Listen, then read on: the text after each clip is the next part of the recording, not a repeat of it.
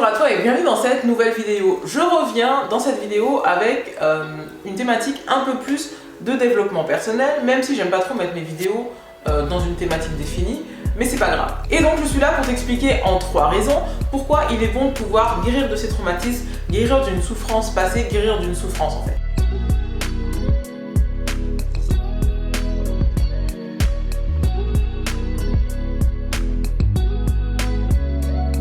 Parlons peu, parlons bien. Raison numéro 1 pour laquelle il est bon de pouvoir se détacher d'une souffrance passée, c'est que tu vas apprendre à lâcher prise. Du coup, tu es obligé d'accepter et de reconnaître les émotions négatives par lesquelles tu passes, parce que très souvent, on reste littéralement attaché à ces souffrances et à leurs conséquences. Le sentiment de nullité, le sentiment de honte, le manque de confiance qu'on peut développer envers les gens, etc., etc.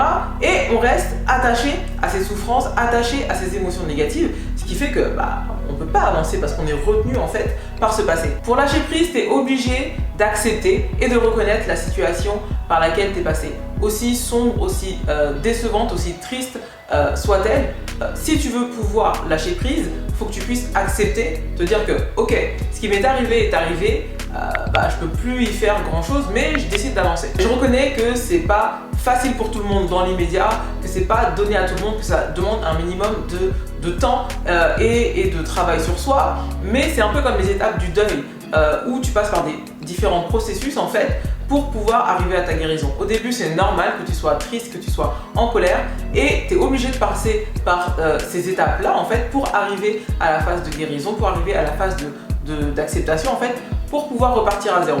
Deuxième raison pour laquelle il est bon de pouvoir guérir de ces traumatismes, c'est que ça te permet de tirer du positif de quelque chose de négatif.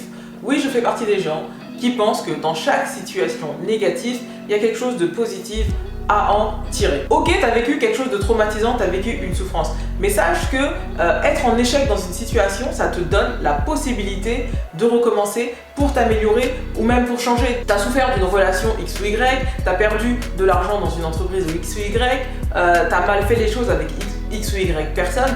Ok, tu vas pouvoir transformer l'essai et te donner du temps pour monter ton entreprise, pour te lancer dans un nouveau business, pour reprendre du temps pour toi. Et c'est aussi un moyen de se dire que soit tu gagnes et c'est tant mieux, soit tu apprends et c'est aussi tant mieux, parce que du coup, tu auras un bagage supplémentaire par rapport à celui qui a gagné directement et la première fois. Quand tu tires du négatif de quelque chose de positif, en fait, ça t'oblige à voir les choses en fait sous un angle différent, avec un œil différent. C'est un peu comme si tu avais un ciel complètement bleu, complètement noir devant toi et que tu te disais ouais mais ça sert à rien de le regarder, ce ciel il est complètement noir, il se passe rien, c'est pas intéressant, je vais pas perdre mon temps là-dedans. Mais que bon, tu te dis allez pourquoi pas, je vais tenter de trouver au moins une étoile histoire de dire que voilà, c'est pas complètement n'importe quoi. Et tu regardes, tu prends le temps, tu regardes et tu finis par apercevoir une petite étoile qui commence à scintiller dans le ciel. Oh ok, c'est cool, objectif rempli, il y a une étoile. Tu prends le temps quand même de continuer à regarder, histoire de dire, et quelques centimètres de milliards de kilomètres plus loin, tu vois qu'il y a une deuxième étoile qui apparaît. Et au bout d'un certain temps, une troisième, et une quatrième, et une cinquième.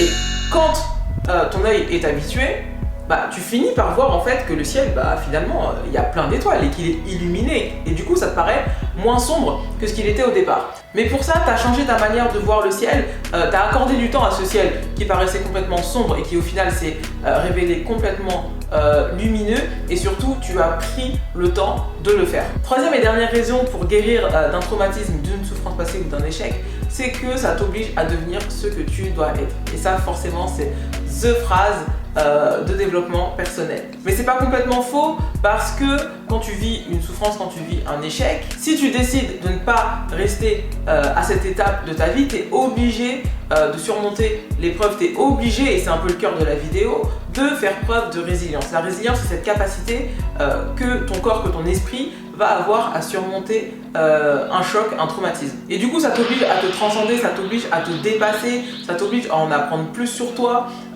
Tu vas connaître ta valeur, tu vas connaître ton potentiel, et tu vas surtout connaître et vouloir atteindre ce pourquoi tu es sur Terre, ce pourquoi tu as été fait. Et ça t'oblige encore une fois à rester focus sur ce qu'il y a devant toi plutôt que de te concentrer, de perdre de l'énergie et du temps sur ton passé.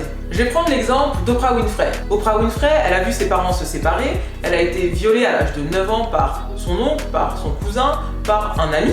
À l'âge de 14 ans, elle est tombée enceinte, elle a accouché de cet enfant et quelques temps après, cet enfant est décédé. Elle aurait pu rester dans cet état de misère un petit peu. Son éducation, elle a été en partie confiée à sa grand-mère qui lui a fait comprendre, qui lui a permis de voir qu'elle avait du potentiel, ce qui lui a permis de croire en elle. Et du coup, elle s'est dit, ouais mais pourquoi pas moi ? Et elle s'est donné les moyens de réussir. Elle a tenté des trucs. Elle a tenté un concours de Miss à l'époque et ça a payé.